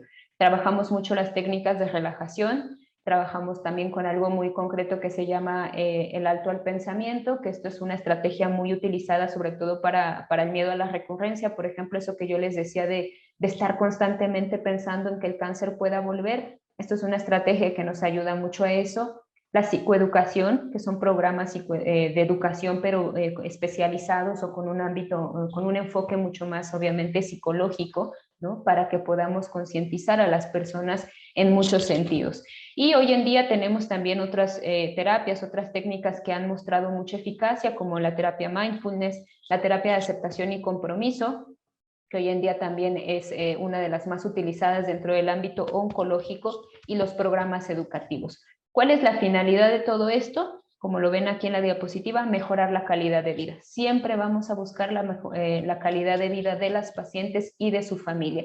Desde estos 4 ámbitos, que son los que componen el constructo de calidad de vida, y que no podemos verlos de forma separada, siempre los tenemos que ver en un conjunto.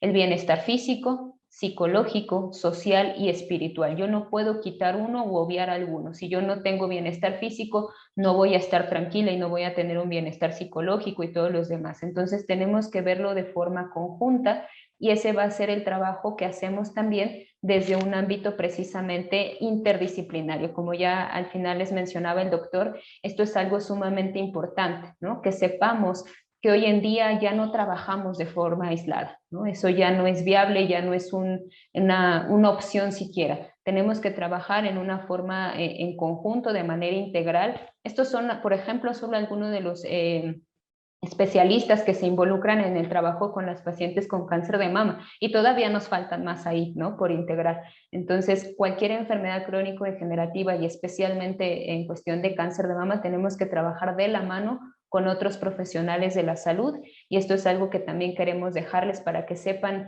ustedes que cuando reciban la atención, lo ideal es que tengamos este equipo multidisciplinario. Y bueno, pues hasta aquí les dejo, les comparto la parte del ámbito psicológico, del cambio de estilos de vida, y quedamos abiertos a sus preguntas y a sus comentarios. Muchas gracias, maestra Mónica Ramírez, también por la información que nos comparte junto con el doctor Juan Enrique. Vamos a abrir un espacio de preguntas y respuestas. Hay muchos comentarios de agradecimiento y felicitación por la conferencia, comentarios sobre la importancia de hacer conciencia desde la adolescencia para saber qué hacer, cómo apoyar en la prevención o detección temprana de la enfermedad, o cómo apoyar también al paciente en el transcurso y manejo de las emociones, ¿verdad? Se hicieron grupos de preguntas. Las primeras son para el doctor Juan Enrique. Hay preguntas asociadas a estudios clínicos que dice: ¿el ultrasonido mamario es tan eficiente como la mastografía para detectar las lesiones? ¿A partir de qué edad se recomienda hacer la mastografía? ¿Y qué sugiere cuando el ultrasonido y la mastografía no son concluyentes? Este sería el primer bloquecito de preguntas, doctor. Bien, muchas gracias, y gracias por todas las preguntas y por el interés de todos. A ver, el ultrasonido no es superior a la mastografía, es un complemento cuando es necesario.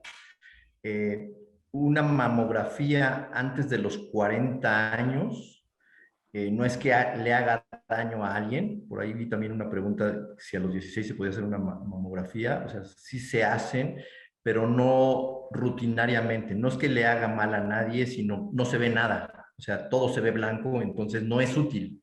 La sensibilidad de la mastografía, o sea, la capacidad de detectar algo, va disminuyendo conforme la glándula la mama es más densa, está más expuesta a un estímulo endocrino. Y ahí deja algunos puntos ciegos, pues. Y ahí es en donde el ultrasonido es un estudio complementario. Entonces, no es que sea mejor u otra. Entonces, yo dejaría como una recomendación una mamografía a partir de 40 años, más el estudio complementario que el especialista sugiera. Por otro lado, creo que es importante mencionar que sin duda la realidad es de que los estudios deben de ser dirigidos a menos de que entremos en un programa de detección oportuna. Entonces, quisiera quitar la palabra del absoluto funciona o no funciona. En una persona asintomática, el ir a hacerse un estudio de mamografía a partir de los 40 años, más los estudios complementarios que el radiólogo requiera, creo que esa es la situación. Cuando hay alguna acción que buscar en una persona de menos de 40 años o más de 40 años, los estudios complementarios van dirigidos a esa situación específica. Entonces, más que poner en una frase, hay que hacer esto y esto y esto y esto, desde mi punto de vista hay que ir con un especialista para saber cuál es el estudio que hay que buscar. Muchas gracias, doctor. También hay preguntas asociadas a la esperanza de vida y herencia. Bueno, nos dicen, ¿con qué frecuencia tiene éxito el tratamiento para el cáncer de mama? ¿Cuál es la esperanza de vida de una persona que se ha recuperado de este cáncer? ¿El cáncer de mama es hereditario? ¿Considera que en algún momento la tasa de supervivencia al cáncer de mama sea del 100%? Desgraciadamente en medicina no hay 100%. Voy a empezar por la última. Pero la tendencia es a buscar el control de la enfermedad en la mayoría. Yo hace un momento, y por ahí hay una pregunta de justamente cuando la enfermedad se encuentra en etapa 4, hay muchas variables y no solo variables biológicas, sino muchas variables alrededor de todo esto para entender cuál es la posibilidad de supervivencia en una persona. Y desde mi punto de vista la voy a construir en 3 grandes grupos. El primer grupo, la persona por sí misma, y ahí es en donde va todas las condiciones de esa persona que están en términos de enfermedades asociadas, antecedentes, o sea, todo lo que tenga que ver con la persona. Y tiene todas esas variables, incluso apego al tratamiento, en deseo o no deseo, o sea, ahí es en donde va todas las características de la persona. Un segundo elemento que tiene que ver con el tumor, en donde al tumor hay que verlo desde 2 ángulos. Una parte anatómica, es cantidad de tumor y en dónde está distribuido, y una parte funcional del tumor, de qué subtipo de tumor está y a qué ha estado expuesto ese tumor. Entonces, vivámoslo como una infección muy grave, no es una infección, pero lo pongo como una pequeña analogía, y si ya estuvo expuesto a diferentes antibióticos, y si ya hizo resistencia a esos antibióticos, la capacidad de supervivencia va a estar asociada a eso. Y hay un tercer elemento que sin duda tiene que ver con los recursos, todo lo que recursos quiera decir. ¿Con qué recursos cuenta esa persona? Y me refiero a qué medicamentos ya se le pusieron de manera completa, de manera incompleta. Y incompleta también me refiero a que muchas veces le das un medicamento y hace toxicidad a ese medicamento y tengo que cambiarlo. Entonces, o sea, hay que visualizar como, o sea, obviamente sí hay curvas de supervivencia etapa por etapa, pero la supervivencia viene muy individual. Entonces, sin duda, ahí es en donde tenemos curvas de supervivencia extremadamente individuales. O sea, yo puedo decir que hay condiciones en etapas muy avanzadas de tumores que la enfermedad está controlada. Y eso le permite, y voy a no hablar en individual, sino como grupo, le permite al grupo médico que independientemente la etapa y lo desfavorable que pueda parecer el caso, siempre podemos hacer algo diferente para mejorar las condiciones de esa persona, ya sea en cantidad de vida, en calidad de vida, en ambas o en algunas acciones que permitan mejorar las condiciones de cómo estamos. Entonces, no sé si con eso abarqué casi todas las preguntas que se hicieron. Sí, doctora, hay muchas preguntas, mucha participación de estudiantes, trabajadores. También hay otras preguntas asociadas específicamente al tratamiento. Quieren saber su opinión con respecto si algún día llegaremos al nivel de Estados Unidos y Europa en cuanto a eficiencia de los tratamientos de este tipo de enfermedades, si se tienen las mismas posibilidades de vida una persona que se atiende en el IMSS que en el particular. ¿Por qué no ha llegado la cura a esta enfermedad? ¿Qué opina del escenario donde se realiza un diagnóstico tardío y el personal médico le da esperanzas a las mujeres? Muchas preguntas. Yo pudiera decir que, a ver, hay muchísimos Méxicos, ¿no? O sea, tengo que ser así de honesto. Y yo me pudiera atrever que lo mínimo indispensable para alcanzar las mejores curvas de supervivencia que puede tener los mejores lugares del mundo, en México sí lo podemos encontrar. Entonces, no lo digo superficialmente, auténticamente lo creo. Quizá lo que hace diferente muchas veces ese tipo de países es que tienen acceso, sin duda, a proyectos de investigación muy específicos que a lo mejor no están en México, pero digamos, como una regla general, los tratamientos estándar, los tratamientos fortalecidos, en donde realmente ya están prácticamente en todas las guías internacionales de tratamiento, México sí las tiene, y sí los tiene tanto privada como pública. Sin duda tenemos áreas de oportunidad, y no voy a entrar en un tema grande de controversia de alguna disponibilidad de algunas acciones, pero otra vez, la pandemia nos enseñó a optimizar recursos y hacer cosas que pensábamos que no éramos capaces de hacer, como estar confinados. Entonces, creo que es un tema de cambio de percepción. Contestar si el IMSS es peor o mejor que algunas otras instituciones, o sea, creo que hay que individualizar los casos. O sea, sin duda conozco vaya, el medio oncológico es muy pequeño, nos conocemos prácticamente todos, y pudiera decir que me parece que más que las instituciones son los grupos de trabajo lo que hay que voltear a ver. Entonces, hoy me parecería que hay que ver cuál es el equipo multidisciplinario que trabaja de la manera más óptima en todos los escenarios para hacer que esas personas cambien. Entonces, o sea, fue muy amplia la pregunta si el IMSS o particular. O sea, conozco cosas terribles de médicos particulares que no son especialistas, o aún siendo especialistas que no hicieron bien las cosas, y conozco historias muy favorables del IMSS y viceversa. O sea, entonces creo que mucho más que eso, creo que hay que voltear a ver que, y yo me atrevería a decir que la paciente tiene que vivirse empoderada de buscar quién me va a tratar, o sea, quién es el que tengo enfrente, ¿no? ¿Cuáles son las capacidades? Y no me refiero de la persona ni de la institución, sino del equipo de trabajo que va a estar atrás de cada paciente. Cuando la paciente alcanza a ver entre líneas que detrás de ella hay 20 profesionales al menos trabajando coordinadamente en equipo, ese es su lugar. Si ve que un solo médico está tomando todas las decisiones, creo que no. Quizá sería el mensaje que me gustaría mejor establecer. Muchas gracias, doctor. Bueno, y finalmente, la última pregunta que vamos a considerar dice, ¿qué tan alto es el cáncer de mama en hombres? Más o menos en un porcentaje rápido es el 1%. Representa alrededor del 1%, pero me parece, voy a ampliar la pregunta en ese sentido, porque cuando existe un cáncer de mama en hombre, por raro que parezca, hay que voltear a ver que a ese hombre y a esa familia hay que estudiarla desde el punto de vista genético.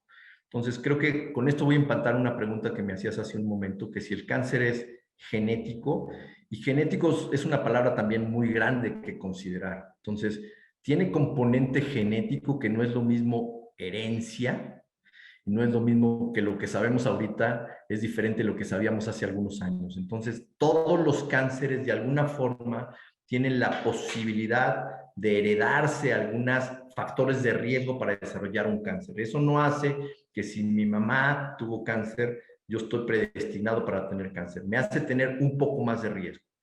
Pero hay familias y cáncer de mama en hombres, algo que hay que voltear a ver para considerar que el aumento en posibilidad de una mutación genética puede estar más presente.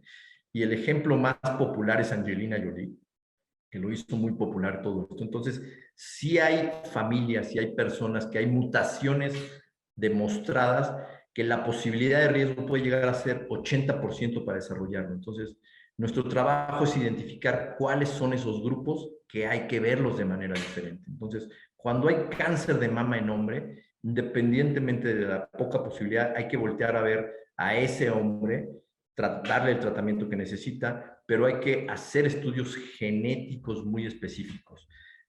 Yo no estoy tan seguro que tan rápido vamos a tener estudios genéticos a la población general, dígase, conocer todo nuestro exoma, como si nos tomaran la huella digital y nos dijeran cuáles van a ser las enfermedades que tienes. No va a tardar mucho, pero seguramente hacia allá vamos.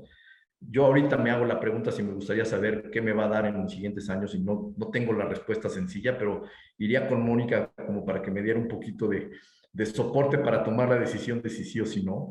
Pero lo cierto es que vamos en ese avance para entender que quizá en poco tiempo, y es un tema de costos, a todas las pacientes con cáncer de mama les vamos a hacer algunos estudios genéticos para ver cuál es la posibilidad de que tengan de herencia, porque hoy nada más sabemos que es alrededor del 8 a 10%, pero el 8 a 10% de todos los cánceres de mama, ya no digamos en México, en el mundo, no tienen un test genético. Entonces, hay muchas personas que no sabemos que tienen alguna mutación. Es un tema, sin duda, para la próxima que podemos ahondar mucho más y muy interesante.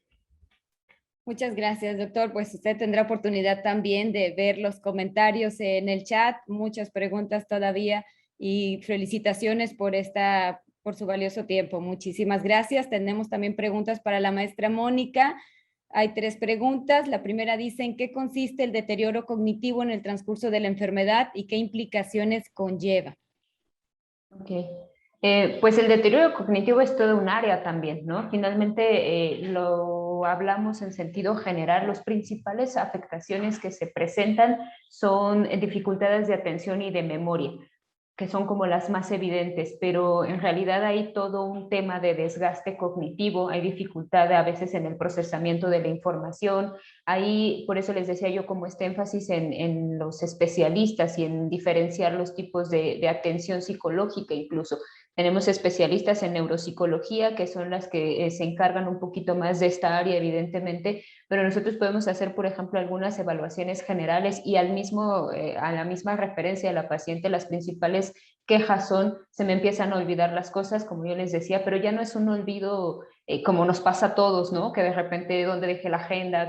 ¿Dónde dejé tal cosa? Sino ya es una cuestión bastante delicada donde empieza a afectar su vida cotidiana o faltas de atención tan graves como, por ejemplo, que las ponen en riesgo, como ir manejando y pierdo por completo la noción de dónde estoy, por ejemplo, ¿no? O de qué estaba haciendo, y eso evidentemente me pone en un riesgo de un accidente, ¿no? Entonces son ese tipo como de fallas a nivel cerebral que empiezan a ocurrir y que se empiezan a detectar primariamente con falta de concentración, falta de atención, falta del procesamiento de la memoria. En ese momento para nosotros es indicativo de referirlo al área de neurología y al área de neuropsicología, porque son ellos los que tienen que ver si es alguna afectación evidentemente de los tratamientos y empezar con los estudios pertinentes, pero más que nada va encaminada hacia estas afectaciones. Muchas gracias. Maestra, otra pregunta dice, entendiendo que el diagnóstico en sí provoca en él o la paciente una situación emocional compleja, desde su experiencia, ¿cuál es la mejor forma de apoyarle en el núcleo familiar? Qué buena pregunta y qué difícil pregunta también, porque la verdad es un poquito lo que yo les decía, tenemos que individualizar mucho. Va a haber estrategias comunes que sí tengamos que poner en práctica, que es parte fundamental, el apoyo social. Esto es, todos tenemos, incluso por ahí leía yo un comentario, ¿no? Que decía, toda la familia tenemos que integrarnos en el apoyo, ¿no? Y eso es cierto, y no solo la familia. Tenemos que ser más empáticos y tenemos que brindar el apoyo desde el momento, desde el lugar en el que estemos, perdón, ¿no? Entonces, si yo soy el jefe de esta paciente, tengo que ser más comprensivo y eso implica ya un apoyo, ¿no? darle facilidades, comprender que a lo mejor hoy no va a estar en las mejores condiciones laborales, ¿no? Todo este tipo de apoyo es lo que podemos empezar a hacer cada uno desde el lugar en el que estamos, pero tenemos que favorecer mucho la comunicación. Ahora sí que el punto número uno que nosotros trabajamos cuando un paciente llega con nosotros o inicia la terapia psicológica es fomentar la comunicación asertiva. ¿Y eso qué incluye? Que como siempre les digo también parece fácil, pero comunicar lo que yo quiero, lo que yo necesito en este momento no es tan fácil. Y eso es lo que necesitamos hacer. Yo creo que yo les dejaría esto, ¿no? Lo primero va a ser comunicarnos y voltear a ver a mi paciente, o sea, a mi familiar, en este caso, por ejemplo, qué es lo que necesita en este momento y que lo digamos tal como lo sentimos, ¿no? Tal vez hoy yo necesito estar sola y yo hoy no quiero recibir llamadas de nadie, no quiero hablar con nadie y se vale, ¿no? Se vale por 1 o 2 días o determinado tiempo estar en esta parte, vamos a así decirla, de aislamiento. Es funcional también. O a lo mejor hoy yo lo que necesito es que todos vengan a apapacharme, ¿no? Y sentir que estoy con alguien. Hoy necesito salir y despejarme. Hoy necesito ¿qué? ¿No? Esa sería la parte. Y eso no solo va con la paciente, sino también con los familiares.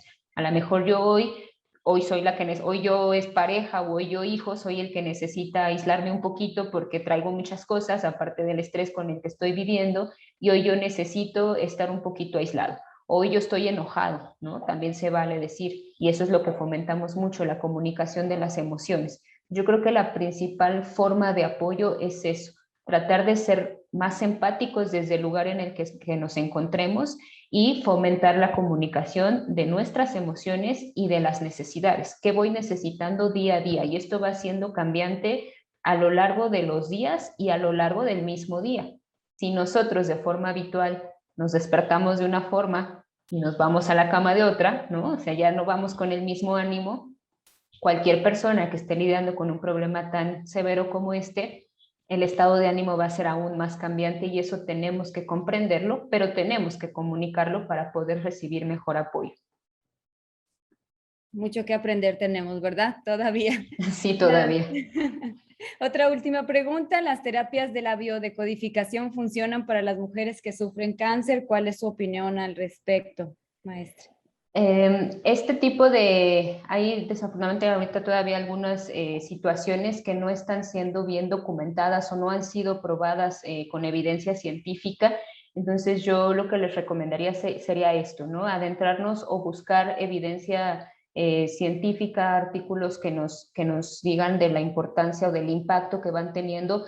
Hay muchas terapias en las que, como ya les mencionaba yo, algunas han documentado la eficacia, ¿no? del cambio conductual o del procesamiento de apoyo, y hay algunas otras que no han sido bien documentadas todavía, seguramente estarán trabajando en esta parte. Entonces, más bien yo creo que el mensaje sería justo eso, ¿no? Tratar de ir buscando la información, acercarse con los profesionales, de ir investigando cuáles son las que hoy en día, porque todo esto va evolucionando afortunadamente, pues cada día va saliendo algunas otras formas de trabajo, pero siempre basándonos en la evidencia científica. Siguen saliendo preguntas y comentarios, vamos a buscar la manera de compartírselos también a ustedes después, sí, claro, por correo electrónico para ver de qué otra manera podemos trabajar. Muchas gracias, maestra y doctor, por su intervención. Voy a ceder ahora el uso de la voz a la licenciada Blanca Liliana Díaz, presidenta del Voluntariado Universitario. Adelante. Muchas gracias, Edith. Gracias. Pues déjenme decirles a todos y a todas que estoy sumamente contenta por la cantidad de personas que se conectaron el día de hoy a nuestra conferencia.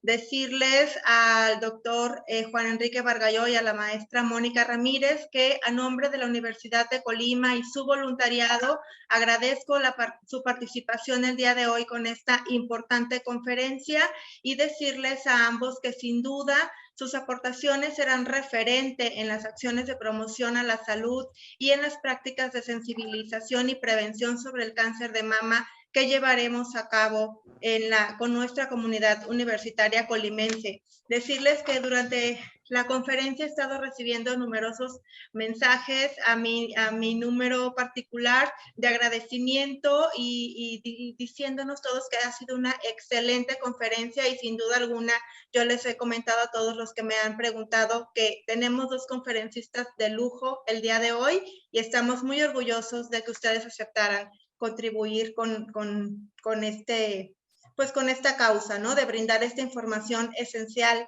y tan importante para toda la comunidad universitaria. Por último, me gustaría quedarme con una frase que el doctor Enrique Bargalló comentó durante su intervención y que a mí me impactó mucho y que me gustaría que todos en la Universidad de Colima tengamos siempre presente. Y esa frase dice así: encontremos al cáncer y no permitamos que el cáncer nos encuentre a nosotros. Una frase que comentó el doctor Enrique al principio de su intervención, que a mí, como les digo, me impactó y creo que tiene toda la razón. Doctor, muchísimas gracias por su colaboración. Maestra Mónica, gracias también por compartir con nosotros su conocimiento, y a todas y a todos los asistentes les agradezco también enormemente por su asistencia y deseo que tengan todos ustedes una excelente tarde. Muchas gracias. Gracias, licenciada Blanca. Bueno, la Universidad de Colima les hace entrega simbólica en este espacio de un reconocimiento por su participación. La vamos a proyectar en este momento. Universidad de Colima otorga la presente constancia al doctor Enrique Bargalló Rocha por impartir la conferencia magistral Cáncer de mama, situación global en Latinoamérica, abordaje psicoemocional y estilo de vida, en la que también participó la maestra Mónica Ramírez Orozco, organizada por el voluntariado de la Universidad de Colima en el marco del Día Mundial de la Lucha contra el Cáncer mediante la plataforma Zoom el 19 de octubre de 2021. Atentamente, Estudia, Lucha y Trabaja, Colima, México, octubre de 2021, y firman el doctor Cristian Jorge Torres Ortiz Cermeño, rector, y la licenciada Blanca Liliana Díaz Vázquez, presidenta del voluntariado. Igualmente, entregamos otra constancia.